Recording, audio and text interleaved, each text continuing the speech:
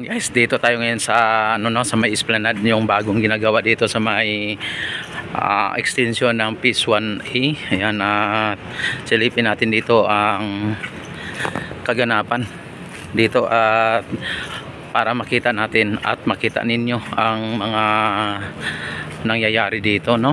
At ngayon ay papasok tayo dito.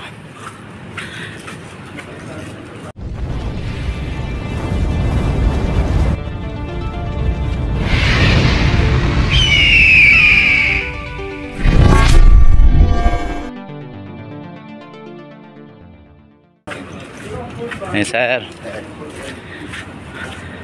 Yan, kasama ko ngayon dito si Papa D Channel, mga babayan.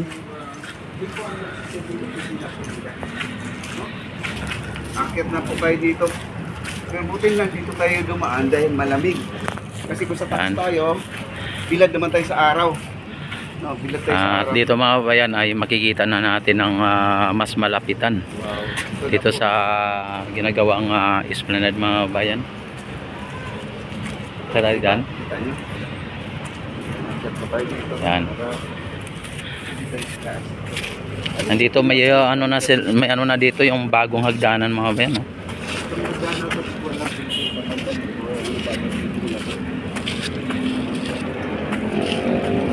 Yan, ito ang ng crane. Dito muna ako dito.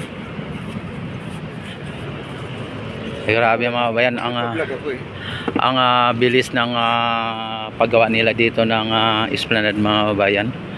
At ito may na dito, may formas na dito na para lagyan ng baluster, mga bayan, no?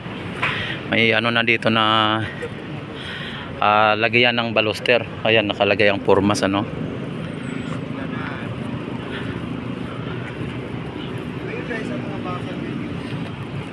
Yan, hindi na lang tayo masyado maka doon sa dulo para naman, yan ang babaw ng ng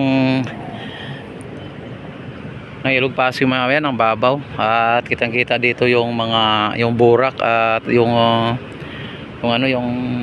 lupa, no. Yan, at ang bars diyan, mga yan, medyo tumagilid dahil po sa mababaw ngayon ang tubig ng Ilog Pasig.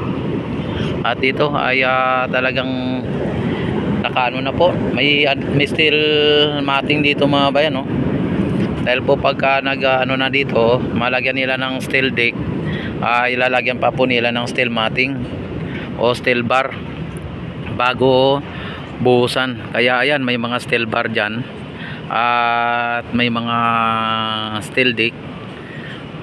At yung doon sa dulo ay naka I-beam pa lang o nakalagay pa lang ang I-beam dahil po sa hindi pa po na nabuhusan. At antabayanan lang po natin ang susunod na araw at mabuhusan po ito.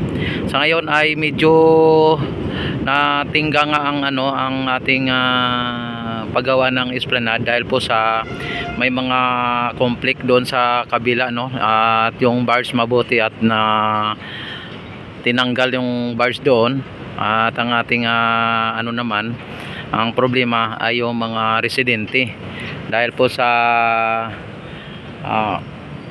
pagka naggagawa yung mga diso dito at andyan pa yung mga residente ay mahirap, dahil maingay ang mga mga makinarya o mga heavy equipment, at dapat wala pong mga residente na nandun sa ginagawa nila.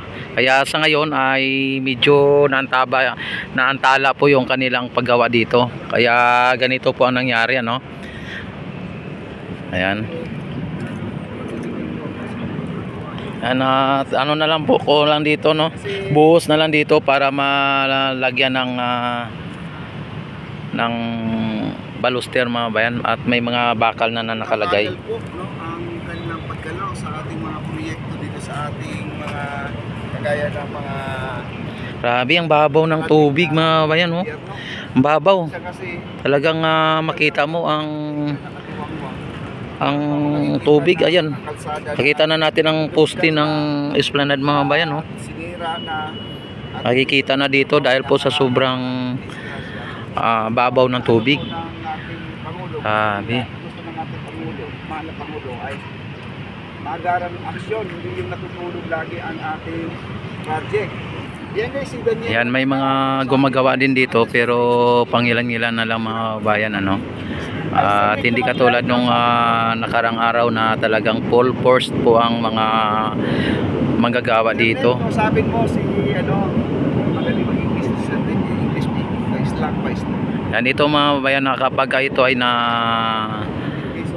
naipagpatuloy hanggang doon sa may Arroceros ay nandun naman sa may Arroceros. Malakas tapos init ng ganito. Yan, doon naman sa may Arroceros banda ang problema na naman dahil may mga squatter naman doon o informal settler. Dito ay nahirapan po ang ating mga manggagawa dito o ang ating disod dahil po sa may mga informal settler dyan sa after ng ng MacArthur Bridge, mayroong mga informal settler ay natala po ang kanilang paggawa.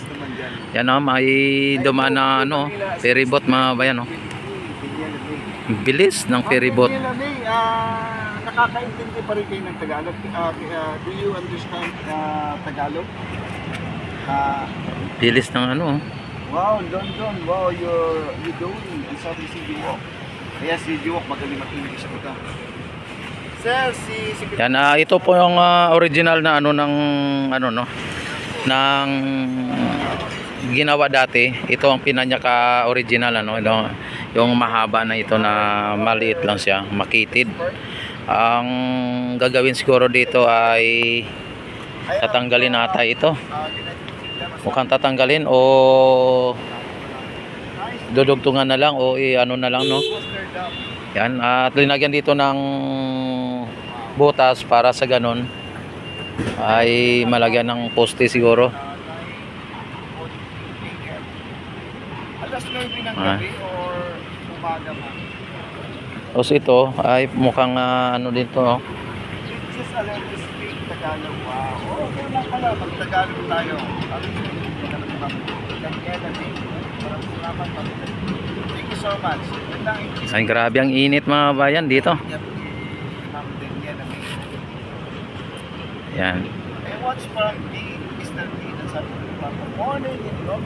Yan, magugulat na lang tayo mga babayan pagka ito ay natapos na at mapapasyalan na po ito ng mga turista. At ito ay karugtong po ng Phase 1A. Ayan, no. Dito ay lalong napapalawig o napapahaba ang ating esplanade na mapapasyalan.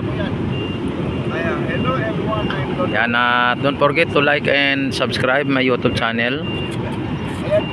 Click notification bell, select all na para ma-notify kayo tuwing ako ay mag-live, mag-upload ng mga videos. Ayan, maraming salamat and God bless po sa inyong lahat. Mabuhay ang bagong Pilipinas, mabuhay ang Pilipino sa mansulok ng mundo.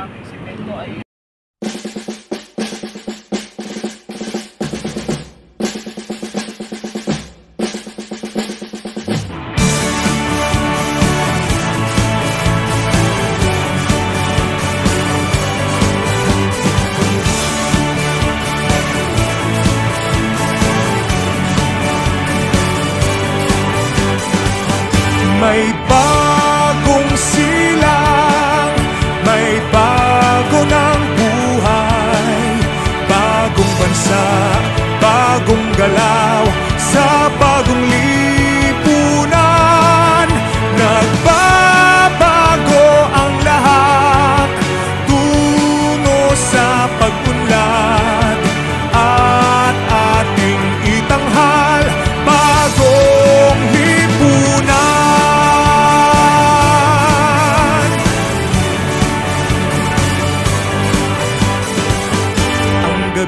Nagmaliw ng ganap at lumipas na ang magdamag. Madaling araw ay nagdiriwang, may umagang namasdan. Ngumiti na ang pag-asa sa umagang anong ganda. May bagong silang, may bago ng buhay, bagong bansa, bagong galaw, sa bagong lipunan. Nagbabago ang lahat tungo sa pag-unlad, at ating itanghal bagong lipunan. May bago ng buhay, bagong bansa, bagong galaw, sa bagong lipunan. Nagbabago ang lahat tungo sa pag-unlad,